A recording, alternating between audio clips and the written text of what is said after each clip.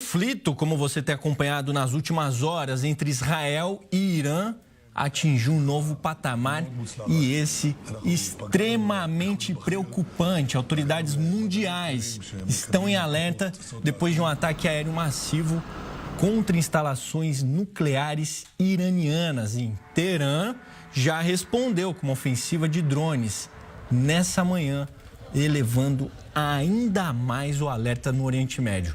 O primeiro-ministro de Israel, Benjamin Netanyahu, divulgou há poucas horas um vídeo pedindo que a população se prepare para longos períodos em abrigos antibombas.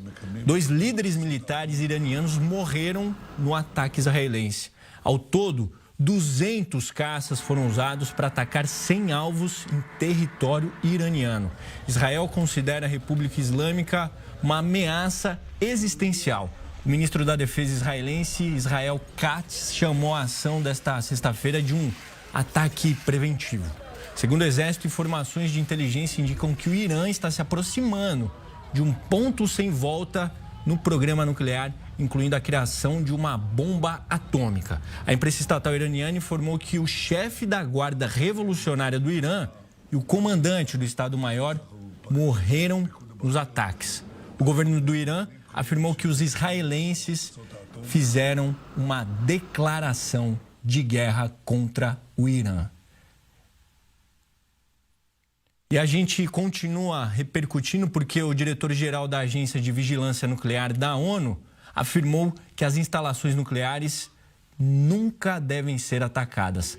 Rafael Grossi pediu que todas as partes envolvidas exerçam moderação para evitar um agravamento maior depois do ataque. Segundo um comunicado da agência, qualquer ação militar que coloque em risco a segurança das instalações nucleares tem graves consequências para o povo do Irã, além da região. E quem vai chegar aqui comigo no Hora News é o professor Manuel Furriela. Ele que é especialista em direito internacional e também acompanha de perto, né, professor, todos esses desdobramentos. Agradeço você ter concedido um espaço na sua agenda, que eu sei que é bastante apertada. Já queria começar a repercutir. Daqui para frente, a gente está acompanhando uma guerra que vai levar muito tempo, professor. Bom dia.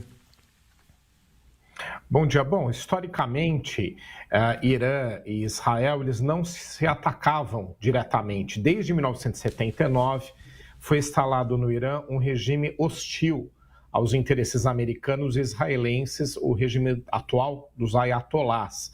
Mas somente recentemente, desde o final do ano passado para cá, é que eles começaram a pontualmente se atacar. Primeiramente Israel e depois vindo respostas do Irã. Mas não houve um escalonamento, não houve uma dimensão maior para o conflito. Foram muito contidas as partes, porque sabem que para nenhuma das duas interessa uma guerra, já que seria uma guerra de grandes dimensões. O Irã é uma potência regional, mesmo não tendo a tecnologia que tem Israel, seria um conflito grande para Israel enfrentar. Tanto é verdade que ele teria que contar, inclusive, com contingentes, com tropas internacionais dos Estados Unidos para fazer frente a um conflito desse tamanho. E, pelo outro lado, no caso do Irã, eles também não teriam interesse nesse enfrentamento, já que praticamente seria uma sentença de morte para o regime atual, que, apesar do conflito ter uma grande dimensão, eles sabiam que corria o risco do governo atual cair. Então havia essa contenção. Mas o que nós estamos verificando agora, nesses últimos ataques de Israel, é um escalonamento de um nível tal que, com certeza, Israel avalia se seria o caso de partir para uma guerra diretamente, um confronto direto para desmantelar de vez as tentativas do Irã de ter um arsenal nuclear, ou se ficaria em algo pontual, aguardando o nível da reação iraniana. Então, por enquanto, a gente tem que saber como que vai ser a reação iraniana. Já acompanhamos alguns ataques de drone, mas eles não são uma resposta à altura do ataque que sofreram em grandes instalações, que vitimou 2 dos seus principais líderes militares e 6 cientistas considerados essenciais para o serviço pelo Serviço de Inteligência Israelense, considerados essenciais para que o Irã desenvolva tecnologia nuclear. Então vamos aguardar a resposta iraniana se vai vir com mais intensidade. Caso contrário, talvez venha uma contenção e a gente não tenha um conflito longo e de grandes dimensões, o que é totalmente indesejável, principalmente para a população civil do Irã. Professor, você acha que essa pressão que o Donald Trump está fazendo para um acordo nuclear tem ligação? Se o Irã der um passo para trás, recuar no programa nuclear, talvez esse é o objetivo final? Pode ser. O que a gente tem aqui, por enquanto, é uma certeza de que provavelmente os Estados Unidos não estão envolvidos nesse ataque porque não lhes interessa. O governo de Donald Trump retomou as tratativas de negociação, foi uma grande surpresa, já que havia sido inclusive ele que tinha abandonado essa negociação ainda no seu governo anterior, mas houve essa retomada. Os diplomatas americanos e iranianos já estavam conversando em termos de um acordo. Além disso, os Estados Unidos não acreditam que seria interessante uma atuação militar mais intensa, pelo menos neste momento. E, inclusive, já havia sido agendada uma reunião para amanhã entre diplomatas americanos e iranianos para a continuidade das conversas. Então, não acredito que haja um envolvimento dos Estados Unidos. Agora, o que talvez Donald Trump aproveite, seguindo o estilo dele, é utilizar esse ataque de Israel como uma pressão adicional para que o Irã facilite as coisas e cedem aspectos das tratativas para que se chegue a um acordo, demonstrando que o Israel vai continuar os ataques, então que valeria muito mais a pena para o Irã, neste momento, partir para um acordo. Então, acho que nessa retórica, nesse tipo de conversa, para pressionar o governo iraniano, com certeza haverá essa utilização. E, professor, desde que a gente recebeu a notícia ontem à noite de que Israel de fato fez o ataque, porque na verdade a semana já tinha essa possibilidade, já tinha sido divulgado que possivelmente Israel faria esse ataque, aí a gente começou a buscar os alvos, porque faz toda a diferença. Tanto que agora há pouco o professor Exército de Israel também confirmou a morte do comandante da Força Aérea da Guarda Revolucionária do Irã e toda a cúpula do setor em um ataque aéreo.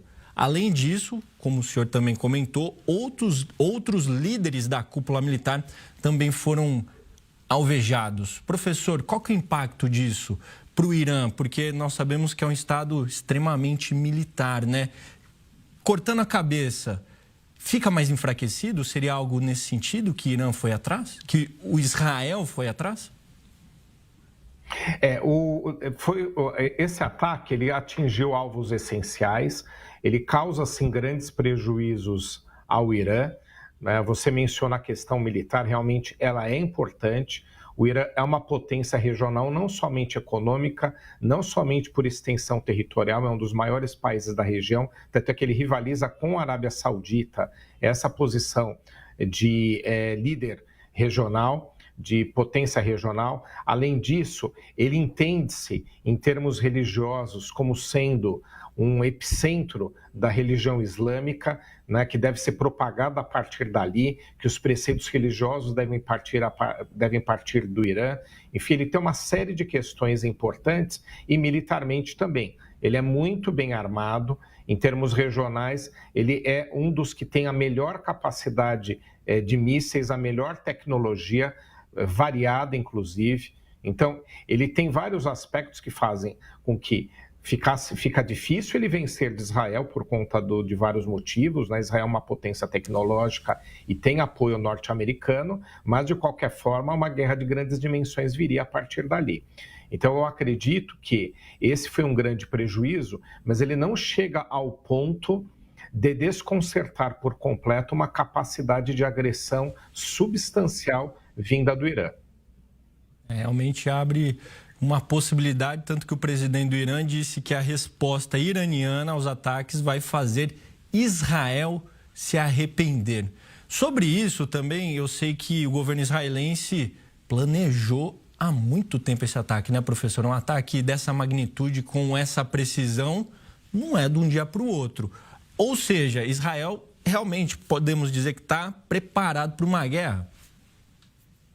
Sim, Israel há muito tempo se prepara para um conflito desses, Inclusive é uma questão né, que Israel tem que lidar todos os dias, que é com os seus inimigos vizinhos, seja os grupos terroristas, Hamas, Hezbollah e etc., seja estados vizinhos que são hostis a seu interesse, alguns até foram, algumas tensões inclusive foram melhoradas com negociação, é o caso da relação de Israel com a Arábia Saudita, Emirados Árabes Unidos, etc., ela é melhor do que foi no passado, mas de qualquer forma, Israel vive 24 horas por dia no estado de tensão. E seus serviços de inteligência, eles atuam internacionalmente para identificar alvos e com certeza foi a partir daí que encontraram os cientistas, encontraram os líderes militares, foi o serviço secreto israelense que identificou.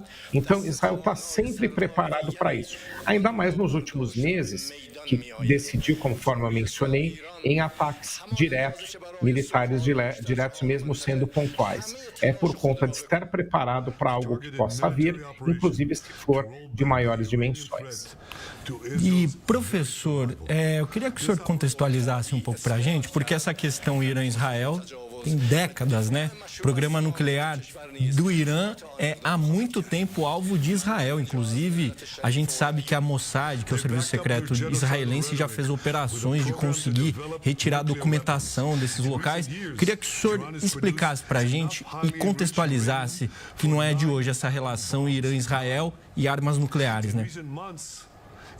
Não é. Desde 1979, a relação ficou tensa, porque antes disso havia um governo monárquico no Irã, do Shah Reza Pahlavi, que era pró-Ocidente, apoiado pelos Estados Unidos e que tinha uma relação muito boa com Israel. E naquele contexto, inclusive de anos 60 e 70, era um dos únicos na região.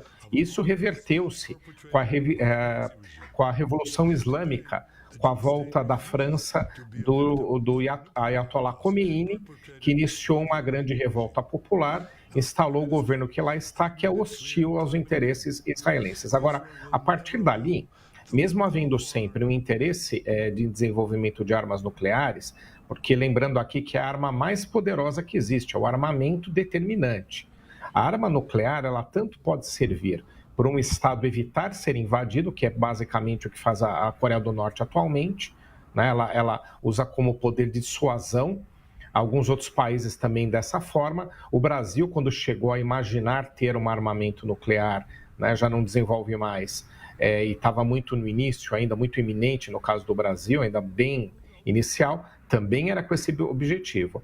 Mas no caso do Irã, ele entendendo-se em confronto constante com Israel, buscou cada vez de forma mais acentuada o desenvolvimento desse tipo de armamento, não só para se defender, para manter o seu regime político, porque tendo uma arma nuclear, com certeza, evita qualquer tipo de invasão externa, né? É um armamento que pode dar um poder de reação muito forte ao Irã, mas também imaginando que Israel deveria ser excluído da região, não deveria continuar existindo. Ainda faz parte da política externa israelense a crença, né, de que Israel não deveria ser um Estado admitido, um país aceito. Né? Uma tese absurda, mas que faz parte desses preceitos e que a utilização de um armamento nuclear podia fazer parte dessa lógica.